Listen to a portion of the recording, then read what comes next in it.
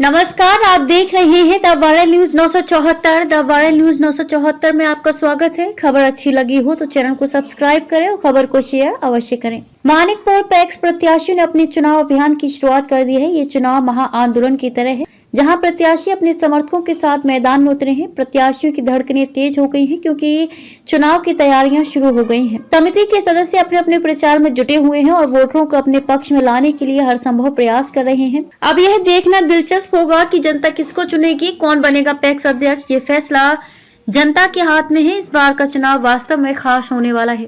Manikpur PACS प्रत्याशियों ने अपने अपने प्रदर्शन क्षेत्रों में शुरू कर दिया है।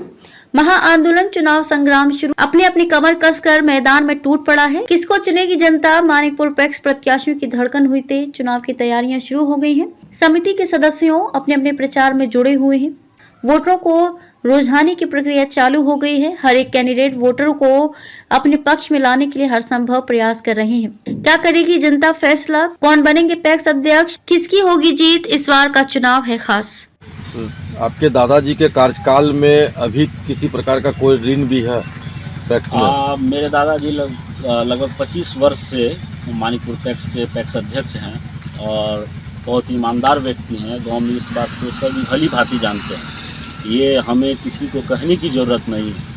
और मानिकपुर पंचायत का जो पैक्स है वह अररिया ज़िला में विगत पिछले वर्ष नंबर 1 रहा था धान अधिप्राप्ति और चावल गिराने में FCI को। उसके बाद मानिकपुर पंचायत पे किसी पैक्स पे किसी भी प्रकार का कोई कर्ज नहीं है सरकार के द्वारा।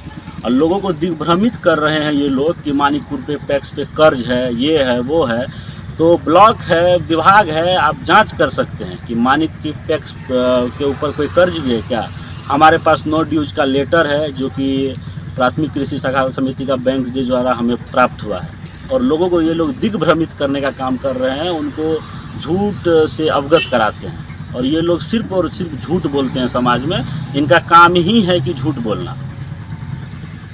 अच्छा, लास्ट में एक सवाल हमारा ये रहेगा कि आखिर पैक्स चुनाव आपके दादाजी 6ठा बार लड़ रहे हैं, जनता के लिए आपका क्या संदेश रहेगा और यहाँ के जो आपके वोटर हैं उसके लिए क्या संदेश है? जनता के लिए हमारा यही संदेश है कि हम लोग जो भी काम किए हैं और जो बाकी है, जैसे खाद बीज का काम बाकी रहा है पंचायत में, उस पर आवेदन लगा दिया गया, उसको भी हम लोग ख़त्म करके पुनः पंचायत में खाद बीज का काम करेंगे।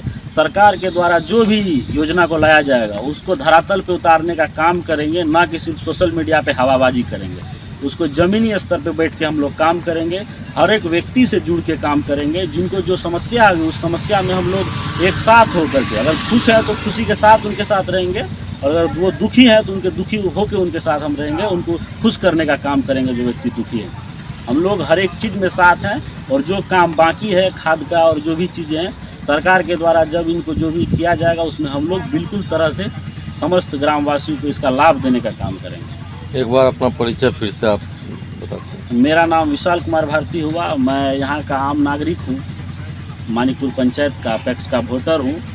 और इस बार आप सबों से गुजारिश है कि रामानंद यादव के पक्ष में वोट करें और उनको पुनः जिताने का काम करें। अन्याय पे न्याय की जीत के लिए एक वोट इस बार उनको दीजिए, ताकि बेईमान लोगों को ये समझ में आए कि जीत ईमानदारी की ही होती है, जीत ईमान की होती है, जीत सच्चाई की होती है। सबों को मेरा प्रणाम। मैं आपका लाडला विशाल। तो आपका विशाल कुमार भारती। आपके दादाजी यहाँ करीब 25 वर्षों से पैक्स के अध्यक्ष रह चुके हैं और ग्रामीणों में काफ़ी असंतोष दिखाई दे रहा है। इसका मुख्य कारण क्या है? सबसे पहले तो मैं आपके चैनल के माध्यम से मानिकपुर पंचायत की समस्त जनता को चरण छू के उनका प्रणाम कर रहा हूँ।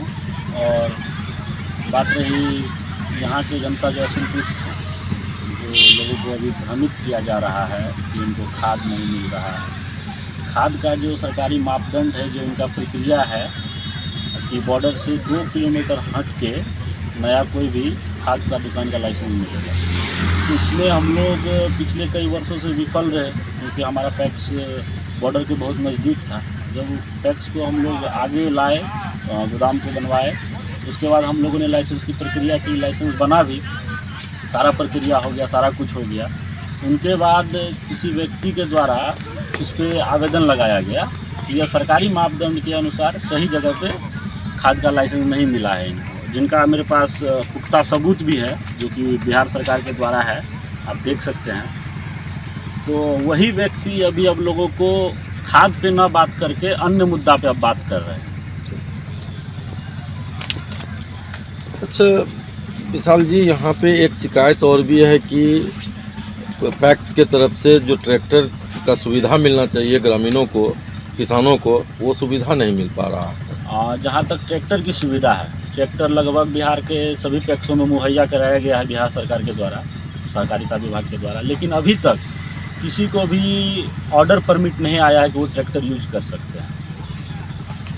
ऑर्डर परमिट इसका अभी तक नहीं आया, किन्हीं के पास नहीं आया है। आप ऑफिशियल चेक भी कर सकते हैं इनको। सबसे बड़ा एक मुद्दा और भी आपके क्षेत्र में घूम रहा है कि आपके दादाजी अपने ही परिवार के अपने भाई को वो ड्राइवर के रूप में सरकारी मनोनीत करवा दिया गया है। ये बात तो बिल्कुल ही गलत है कि मानिकपुर एक पंचायत नहीं है।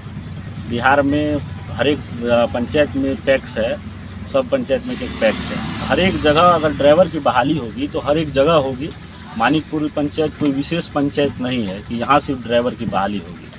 ये उनके द्वारा लोगों को दिग्भ्रमित करके झूठ बोल के कि ड्राइवर की बहाली करा दिया गया है। मेरे चाचा पे आरोप लगाया जा रहा है रुकेश कुमार रूपक पे कि वो ड्राइवर हैं पैक्स में। अगर वो हैं तो उनका जांच किया जाए कि ड्राइवर की बहाली होती है क्या पैक्स में। ड्राइवर की बहाली बिल्कुल भी नहीं होती है। अगर सरकार ट्रैक्टर दी है तो उनका ये नियम है कि जिस दिन ट्रैक्टर चलेगा उसमें कोई कॉमर्शियल व्हीकल चलाने वाला, येलो नंबर प्लेट चलाने वाला ड्राइविंग लाइसेंस उनके पास होना चाहिए, और वो व्यक्ति उस दिन ट्रैक्टर को रन करेंगे और उनका जो सरकारी राशि होगा वो उनके खाते में जाएगा। और इसमें ड्राइवर की बहाली कहीं नहीं होती है या किसी भी पैक्स में नहीं होगी अभी तक। एक चीज़ और भी आपके क्षेत्र में समस्या है कि ऋण उपलब्ध भी पैक्स के द्वारा नहीं किया जा रहा है। जहाँ तक ऋण की बात है, ऋण 1998 से ही सहकारिता विभाग के द्वारा नहीं दिया जा रहा है। 1998 से ही सहकारिता विभाग के द्वारा ऋण नहीं दिया जा रहा है, तो वो कैसे मुहैया कराया जा सकता है जब सरकार उस योजना को अभी लाई ही नहीं है, अभी दे ही नहीं रही है। उसके बाद हमारे दादाजी के चेयरमैन से पहले जो भी बाबू साहब सब चेयरमैन थे, जो व्यक्ति थे, उनके समय में कर्ज दिया गया था। बहुत से ऐसे व्यक्ति थे जिनके ऊपर बहुत सारा कर्ज था। आम जो यहाँ के जनता थे, जो मतदाता थे पैक्स के, उनके ऊपर कर्ज था। तो यही रामानंद यादव जी हैं जिन्होंने उनका बीमा करा कर उन सभी कर्जों को मुफ्त करने का काम किए हैं। आज उनके लड़के, उनके पोते अपना सीना को चौड़ा करके समाज में घूम रहे हैं। उनके ऊपर जीरो कर्ज यही रामानंद यादव जी का करने का काम किए हैं इस समाज में।